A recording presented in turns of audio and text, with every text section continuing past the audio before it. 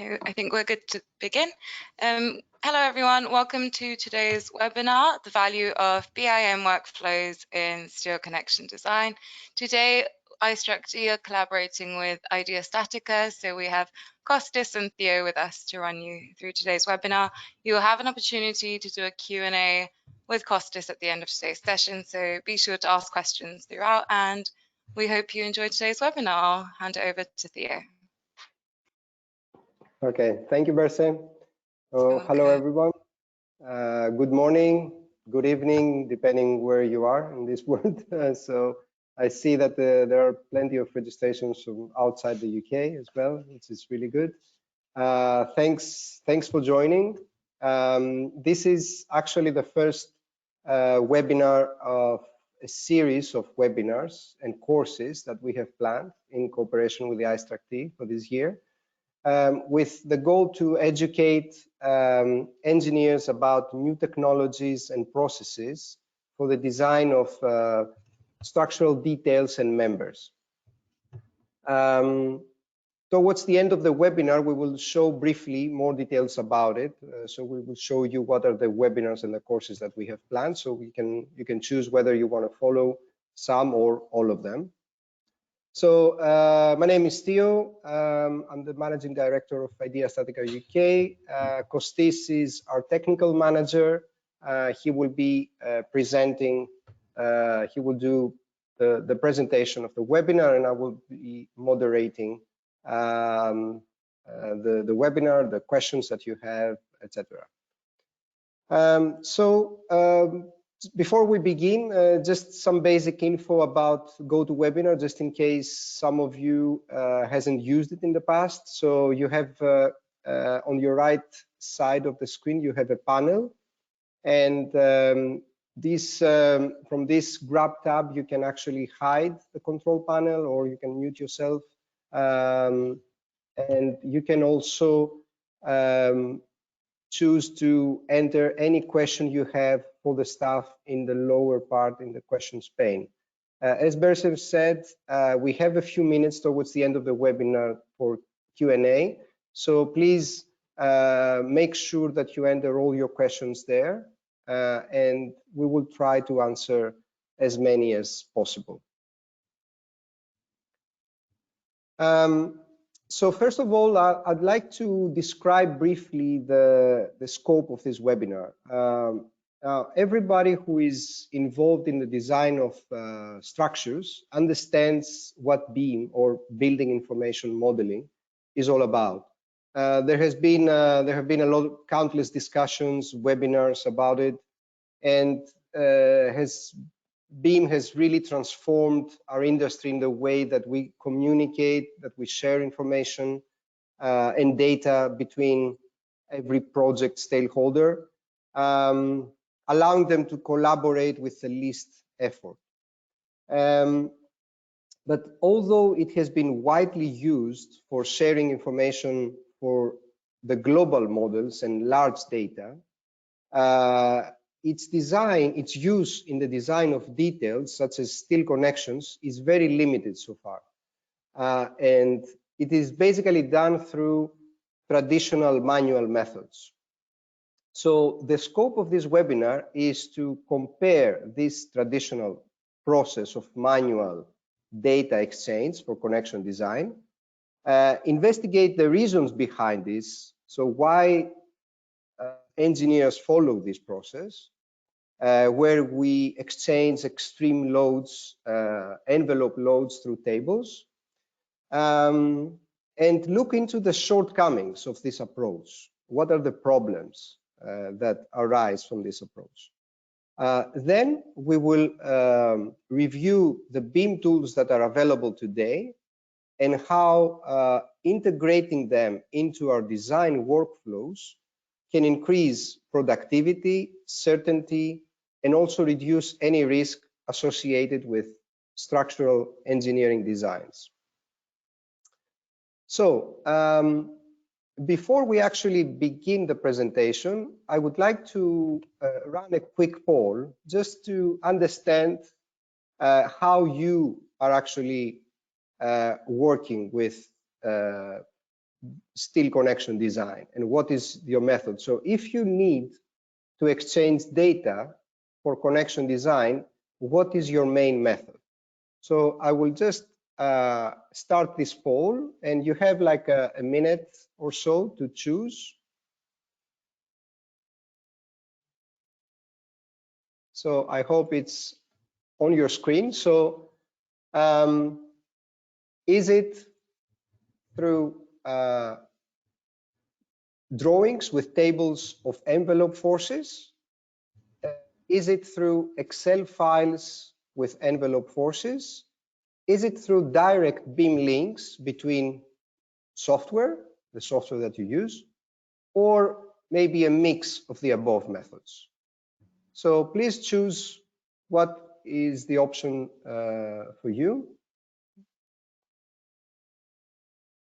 And we'll give like a few seconds, like a minute, to have all the answers.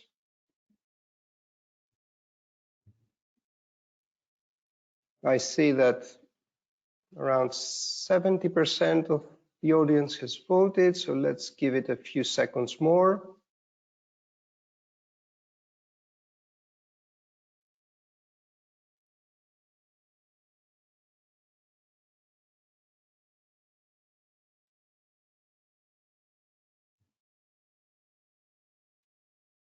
Okay, nice. Thanks for voting.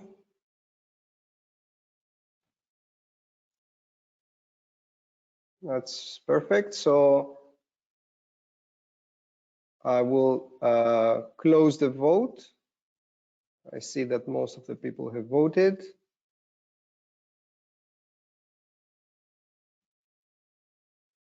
Okay.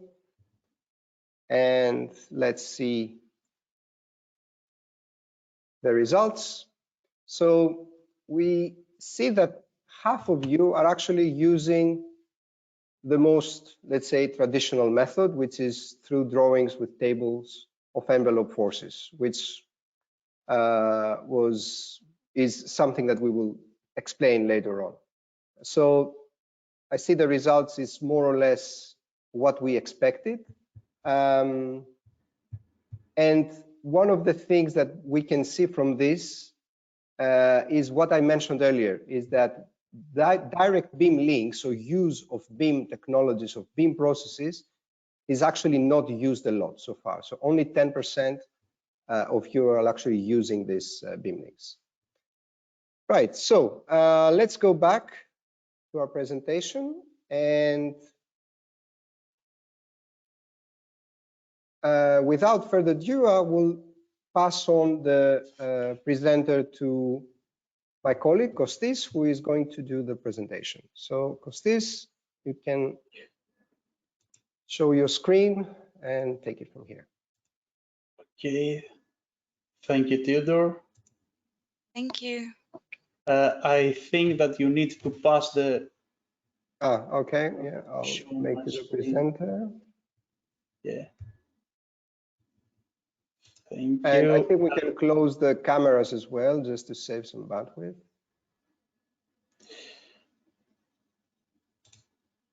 Okay, yeah. Can you please verify that you can see my screen? Yes, that's perfect. Okay, so thank you for passing the presenter to me. And at this point, I would also like to welcome everyone in this webinar from my side. And before describing the available BIM workflows today, I would like to, I have a small example of a small steel structure where we will investigate how, what is the process of extracting the loads for data exchange. So I will move into a global analysis software.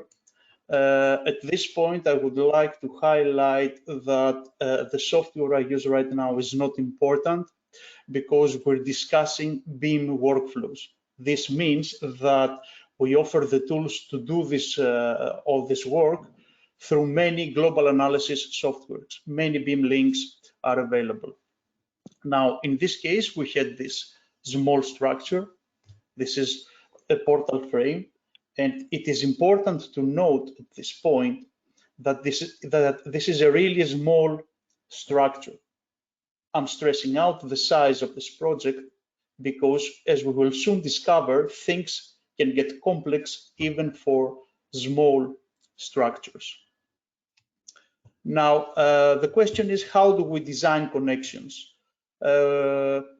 We all know that we create groups of connections. So we identify similar locations where we use the same connections, and we need to extract the forces and provide it to the connection designer. Now, in this case, I have already isolated these braces. This is a complex connection where we have 6 braces connecting on a gable column. This connection is located in 4, will be used at 4 locations. These locations will use identical connections with minor modifications, some rotations, translations, etc. And now for clarity, let me isolate them.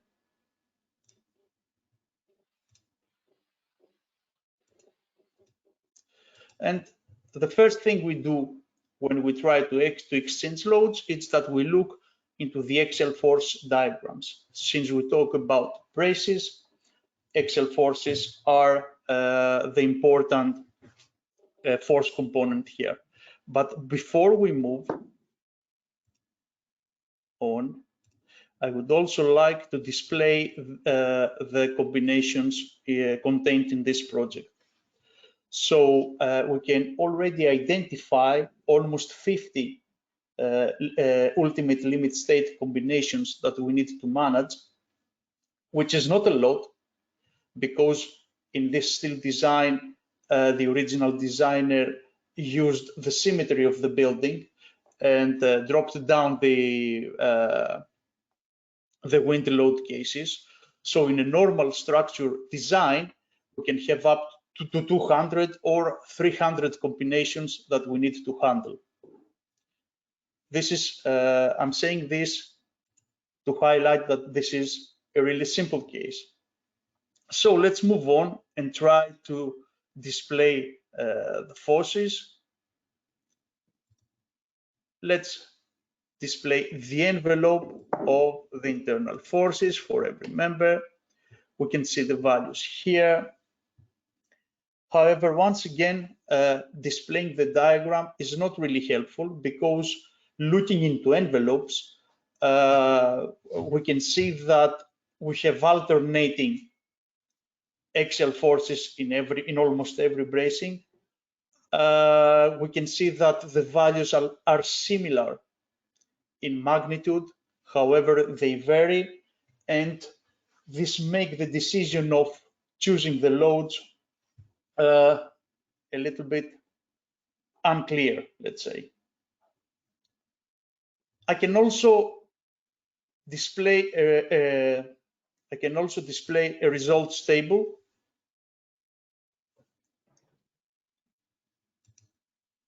Okay. Let me move this to the center of the screen. Now, looking into this table, the situation now is improved, because I have the bracings I display, and I can sort the bracings depending on the magnitude of the axial force. We see that the extreme, I can identify extreme axial forces. So I have the maximum compression and maximum tension force at the bottom. But again, it is still unclear how do I move these loads around, because these maximums do not appear in the same combination, but maximums appear if we look at the top rows, we can see that maximums appear in different combinations. So the question is, how do we pass all this information, and where do these axial forces act? So I'm not saying at this point that it is impossible to extract the forces. What I'm saying is that it is tricky and it is hard even for such a small structure. So the thing is, many engineers have adopted two practices. They create a short table of forces that pass to the connection designer, where they often include the highest, the force with the highest absolute value, and they ask them to apply it with alternating signs, or they have a table of forces where the two extremes are contained and the connection designer needs to apply them in a way that is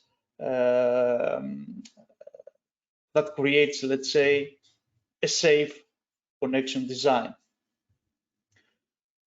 Now, at first, these two options appear to be quite reasonable and, most importantly, conservative. However, this is not the case, and there are many issues that we will discuss in this section of the webinar.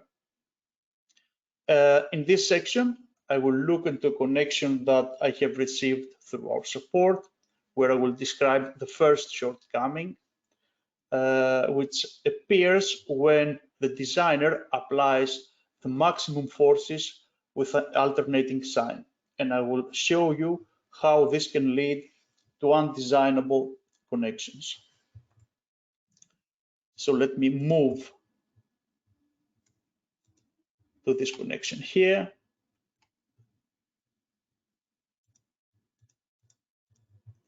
And let me show you what the designer was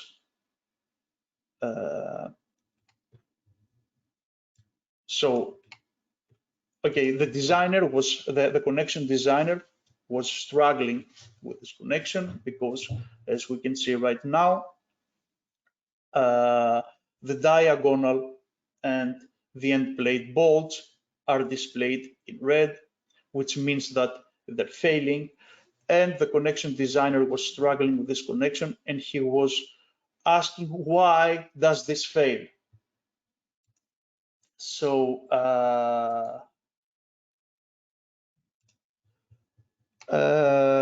so let's investigate this failure and look a little bit further. So let's move to the design and look into the load effect, which is the source of the issue. And looking into the two load effects and activating the percentage of loading, we can identify at the row where the diagonal load is entered that the applied load intention is 96% of the axial force resistance. Again, looking into the other load effect, where the same load is applied in compression, we can see that the same amount of force is applied in compression. Now let's look at the result of this practice. First, let's see what the tensile force does to the structure.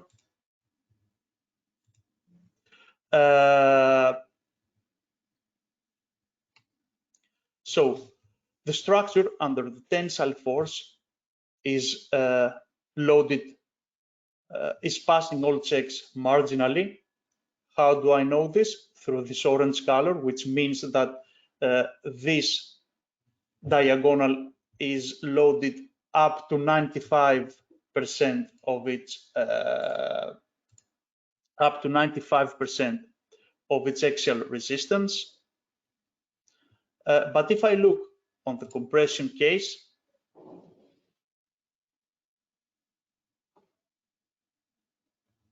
I can see here that I have a local failure due to buckling. We all know that it is impossible for a structure to resist compression loads as high as tension loads, because in steel design, the compressive resistance is always a fraction of the tensile one due to buckling effects. Now, the key takeaway from this case is that alternating extreme loads can lead the connection designer to a dead end, which in practice means that the connection designer must go back to the consultant, ask for another set of forces, which is a time-consuming process and slows the overall design process.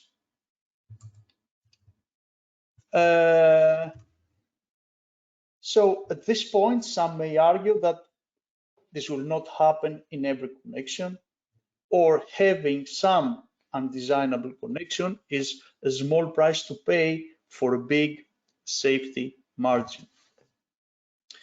And so the objective of this part of the webinar is to demonstrate that this is not true, and that simultaneously acting maximum forces do not guarantee a big safety margin.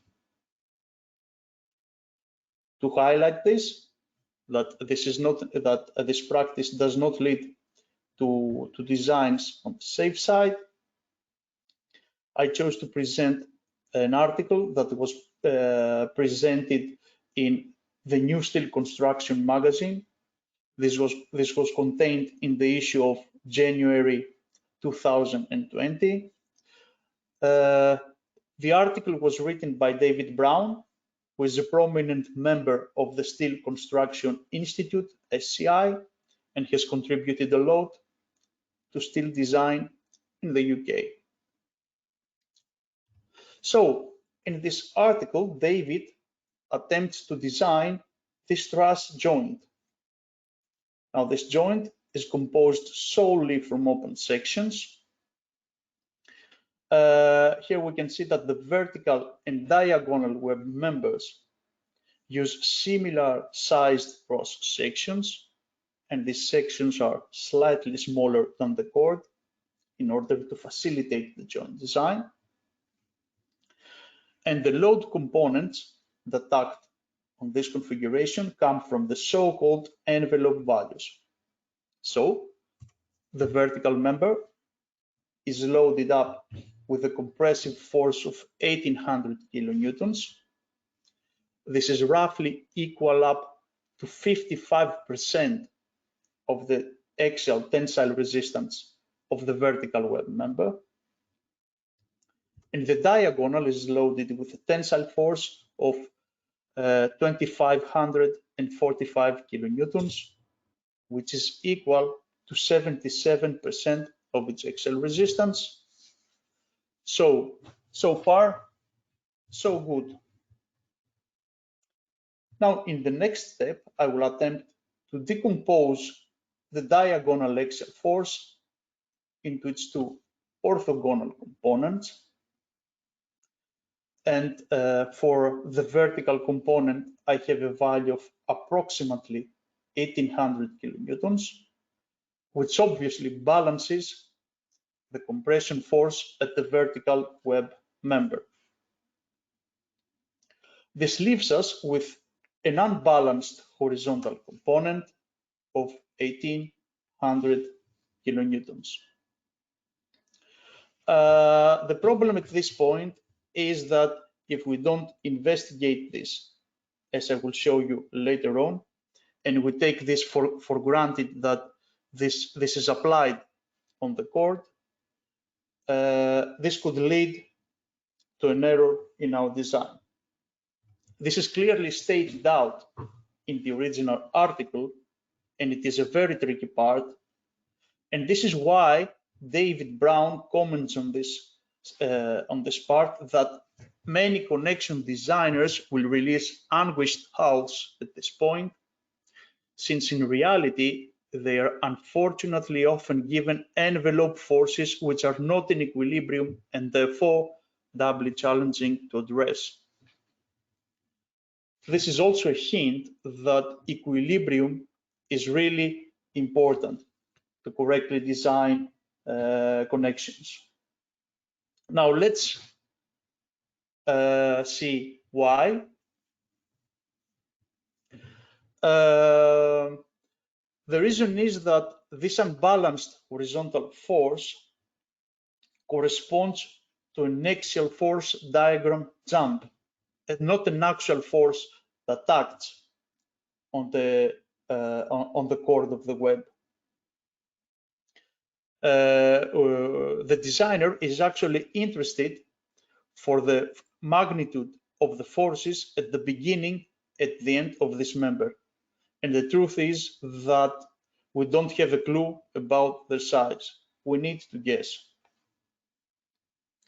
The value of this force is really important because the value is very important because we need to verify the shear resistance of the chord web.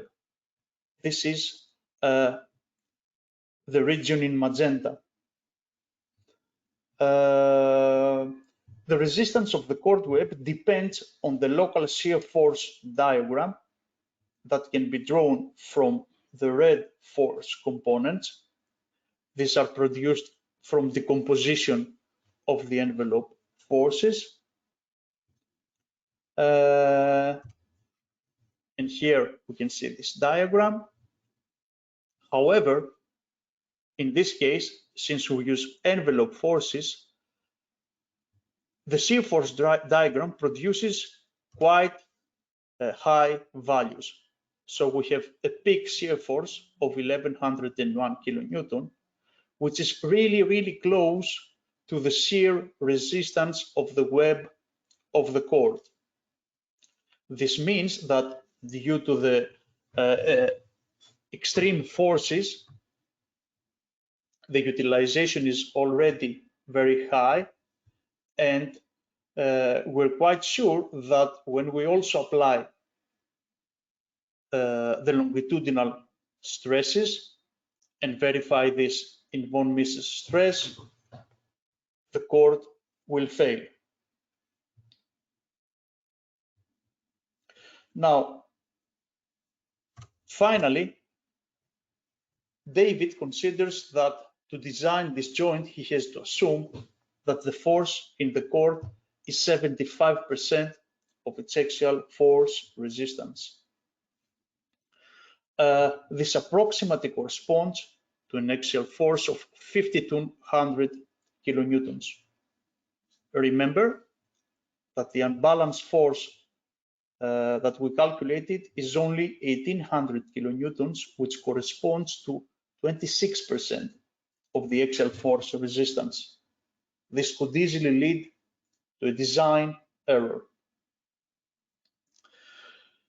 One question that comes at this point is, okay, how David knows that this is loaded up to 75% of its tension resistance? Can we make a rule? And the reason is no. We cannot make such rules because utilization depends on many factors, and in theory, it could even be up to 99%. We know that practically no one reaches 99% of utilization, but this is the theoretical margin, the theoretical limit is this. So how does David know this value? The thing is that this article is the second in a series of articles that explains the design of heavily loaded truss connections composed solely from open sections. So far we see that to work around the ambiguity from the envelope forces, a series of conservative assumptions were required. All these assumptions lead to this joint detail, which contains double-sided supplementary plates. These are denoted with yellow color. there are stiffeners, and the question, and we all know that all these components require a lot of fabrication work, and the question that arises right now is, do we need all of these plates at every position? Or we could revisit the design and reduce fabrication work, at least at some of these positions. Unfortunately, if we follow the traditional workflow, we simply cannot answer this question.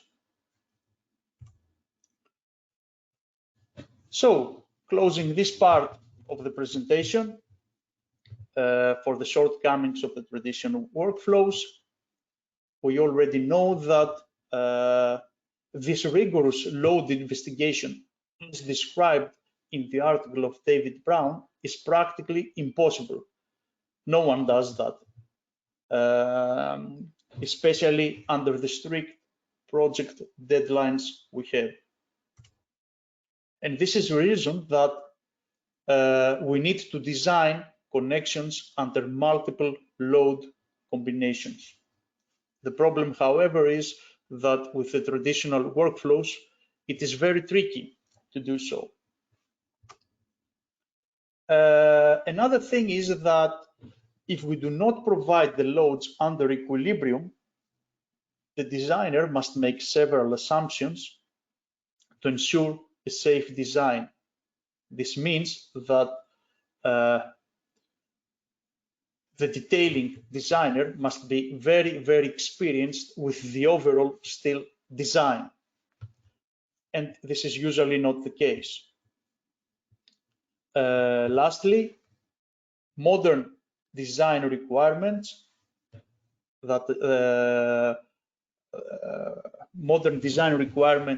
for cost and carbon minimization can only be achieved with designing connections under multiple combinations under equilibrium. The good news is that we already have the tools to implement these workflows. These tools are available today, and in this section of the webinar, I will demonstrate these workflows and how do we move the loads, geometries around. The first workflow is to extract the member geometry and multiple load combinations from the global analysis software. Of course, since these are extracted directly from the global analysis software, they're under equilibrium. So let's move back into our global analysis software, make the structure visible.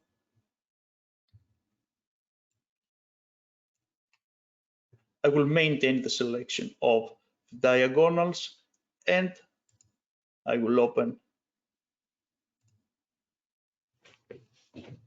what we call the checkbot, which is software for extracting loads out of global analysis software and moving them for detailing.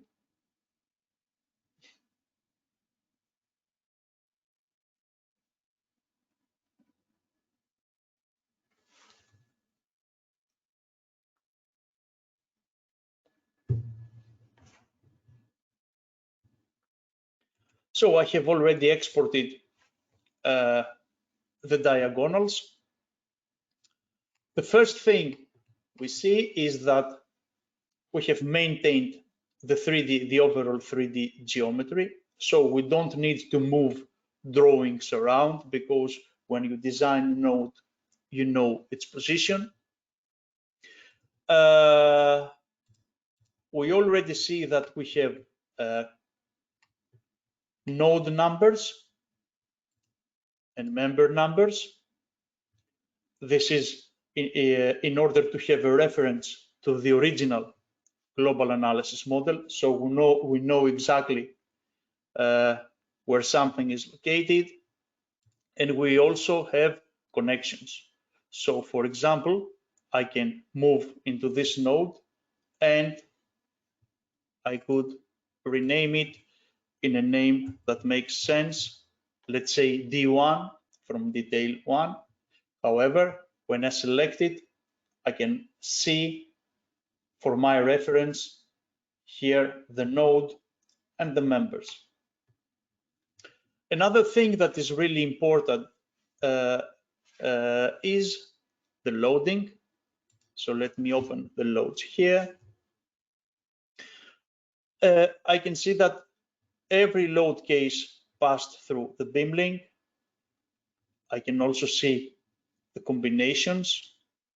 But since I don't want to design everything for every combination, I can just create a result class. So let's say I create a result class named D2, and I drag and drop a couple of load cases because I know I have identified that these load cases are the critical, these combinations are the critical ones.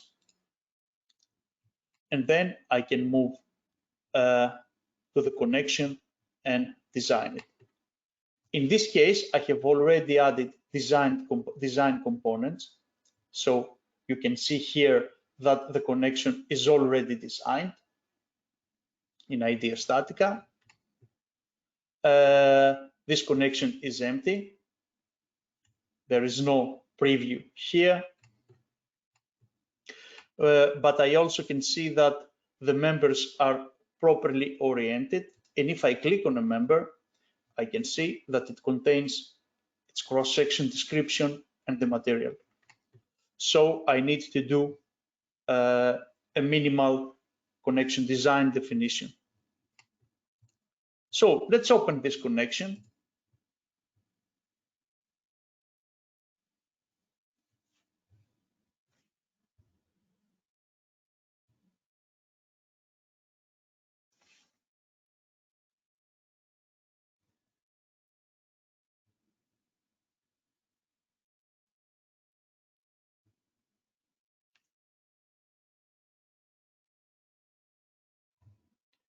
Where I can see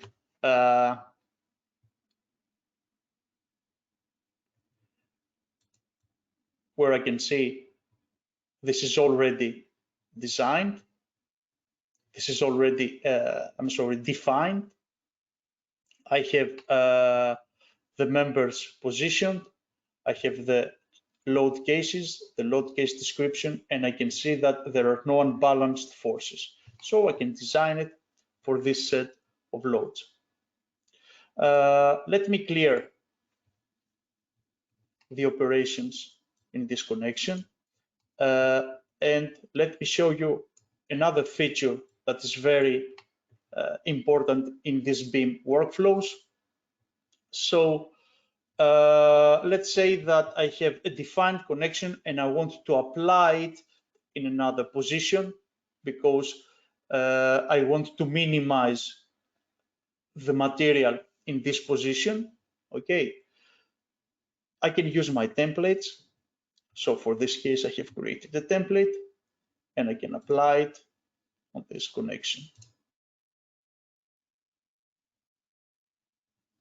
And this is the way to apply connection definitions in multiple positions.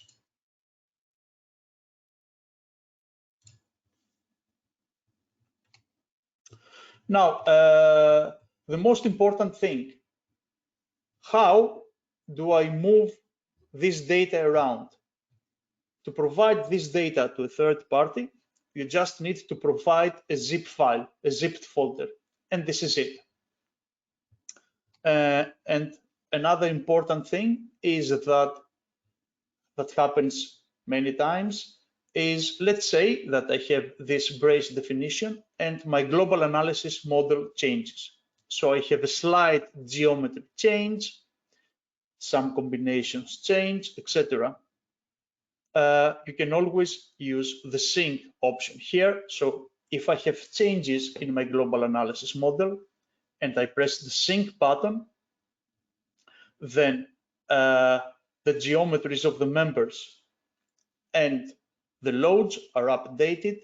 However, the connection definitions are maintained and you can check them again, which is something that speeds up the connection design procedure a lot. Okay, so let's move back into my slide, where I will now demonstrate the second workflow. This is really important, especially for fabricators, where they use CAD softwares like Tekla, Advanced Steel, etc., to design connections and see how can I extract this connection from their CAD models.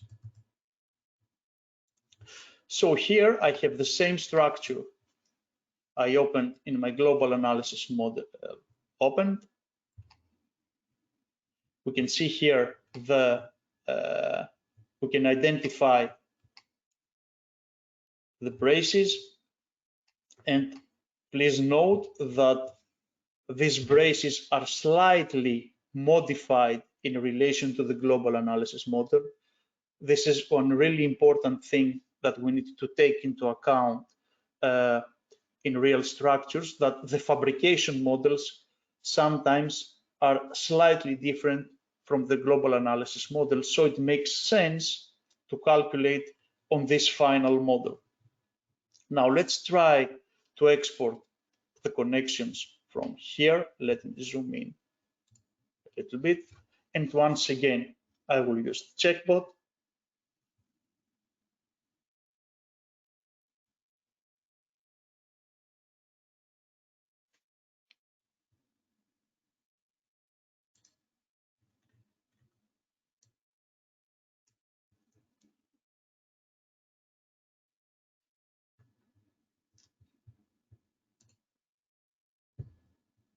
So right now I have an empty project and I need to transfer my connections from my CAD software.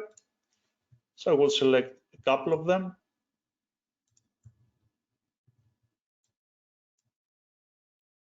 Let's select these positions here.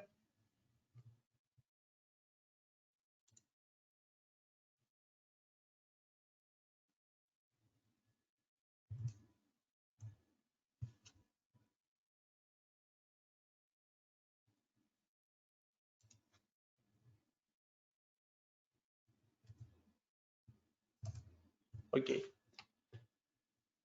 the connections came through, and once again I have two connections. I can see that the geometry came through the BIM link.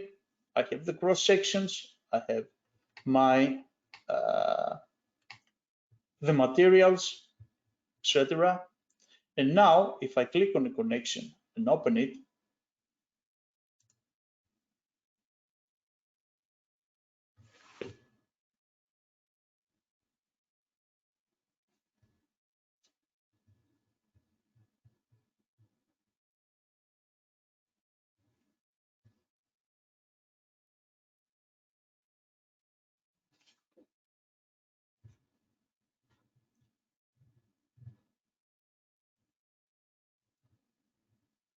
I can see that the connection definition came through the BIM link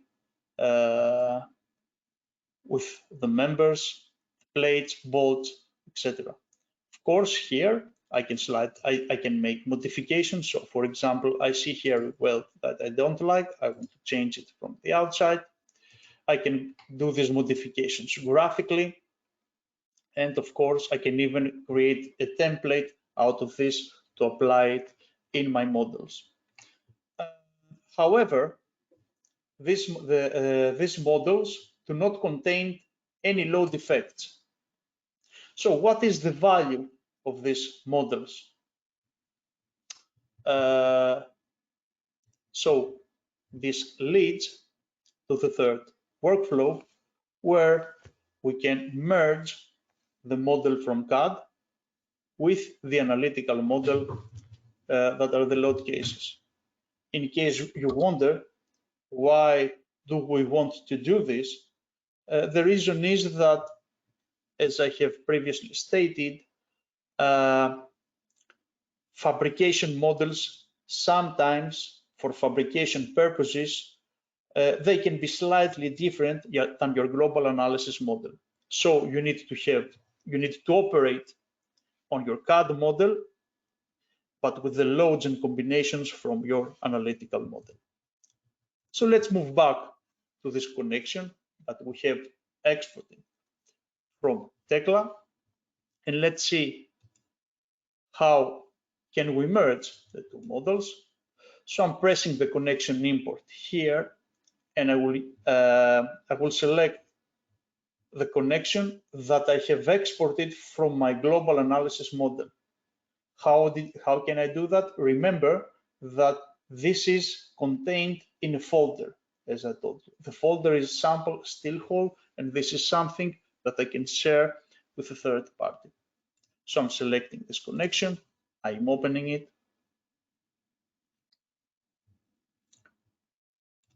Of course, I have to ensure that I refer the same node,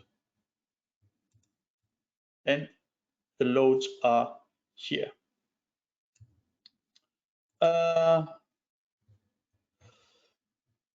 So at this point, I conclude my presentation. And before we move to the Q&A session, I would like to invite you to the upcoming events we have. We have planned many certification courses, and we have planned some webinars. We hope you find them interesting. Some of them are already open for registration. For the others, you may look them up into the iStruct website. And since we do not have too much time, let's move to the Q&A section. Okay, thank you, Kostis. So please send us any questions you might have through this questions tab on the control panel. We have a few minutes, so let me start with one question which says envelope forces is the only way that we can design connections since the principal engineer is not providing anything else. Is there a way around this? Kostis, if you can answer this. Well, the only way around this, unfortunately, as we have proved, is to use the tools that we have created. This is not an easy process, as we have demonstrated when we attempted to extract the forces from the global analysis model. I'm not saying that this is impossible, again, but it is a time-consuming process and it is error-prone. And this is the reason we have developed tools for this job. Okay. Another question has to do with the supported software. So what software are supported for this BIM link process? Well, right now we have created links for the major CAD softwares like Tekla and Advanced Steel that create detailing, the structure detailing. We plan to connect to SDS, I think, which is a major American software. From the global analysis software's perspective, right now we support Axis VM, we support SIA Engineer, which is the software I used for the demonstration. We support SAP 2000 and ETABS. We support, I'm not sure for RFM, older versions were supporting RFM AirStab. We also support STAD Pro, And I think that we have a growing list of softwares that are supporting, that are connecting into this IDEA StatiCa ecosystem. We have a huge list that you can find into our online web page at ideastatica.com. Yeah. I guess we can send a link to the person who asked this, so can share the web page where you can see all the different software that are supported for this BIM link process. Another question is a project that I'm working on at the moment has around 250 combinations. Should I include all of them? Should I input all of them? This depends. Okay, you can always apply your engineering judgment, and you can pick a couple of them.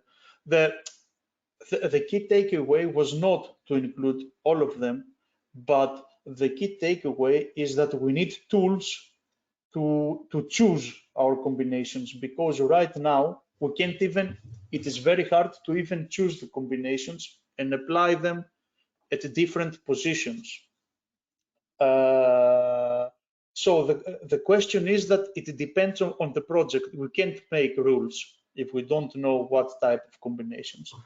What we see through our support channels is that many users choose the combinations they apply. They do not apply 250 or 300 combinations, which is something that is quite common in the modern analysis workflow. And the reason is that it depends. However, in our checkbox solution, maybe I can move back here in our loads. Let's say that I have these all ULS forces where this ULS envelope contains 50 combinations. The software has the intelligence to evaluate the critical effects in terms of forces, and for the location you're investigating, it will pick only the most, let's say, only the critical combinations, the ones that produce the most stress. So we also have a tool here. Okay, thank you, Kostis. I think this is I don't see any other questions, so I think we can close the webinar for today. I think, Theo, there is someone raises a hand from. Let me see.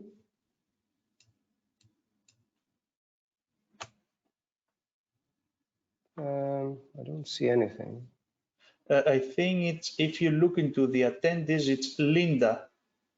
It's the first. Okay.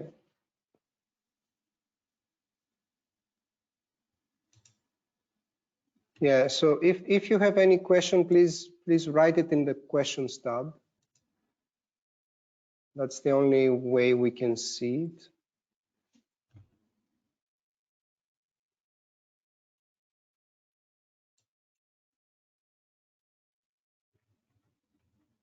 Anyway, I don't see anything else. So, sorry, give me one sec.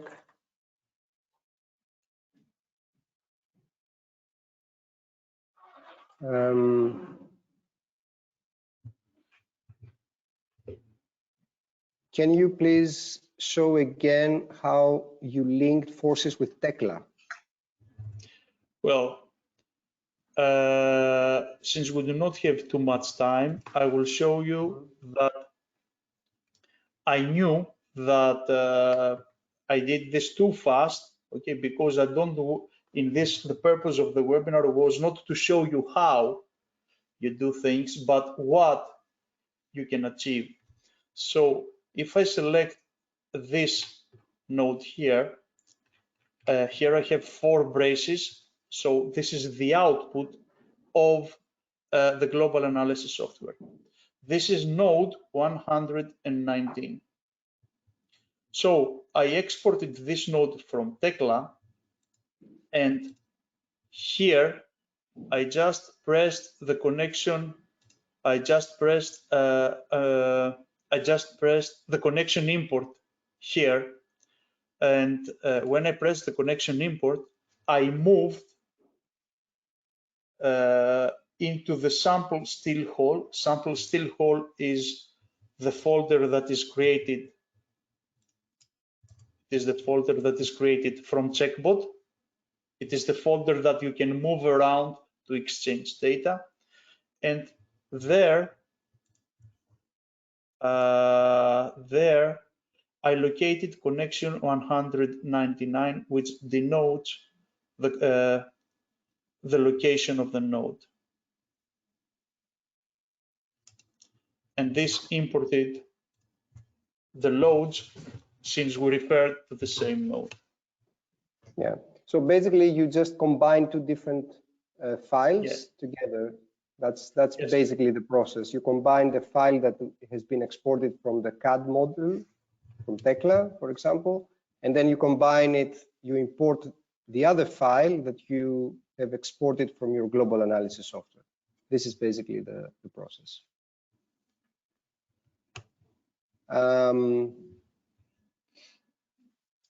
I think that's it. There is another question about the online web page. I will send you the link for this as well, where you can see all the list of the software. And I think we can conclude the webinar for today. We're just on time. So thank you very much for joining. I hope it has been interesting for you. After the webinar, right after the webinar, you will receive an email with a link to a survey, a very quick survey. It's just 3 questions. Please answer this survey. It will help us to evaluate the webinar in general. We are looking forward to see you in one of the next events that we will do, either a webinar or a certification course. Throughout the year, it will be like 8 different events. So thank you very much, and see you soon. Thank you.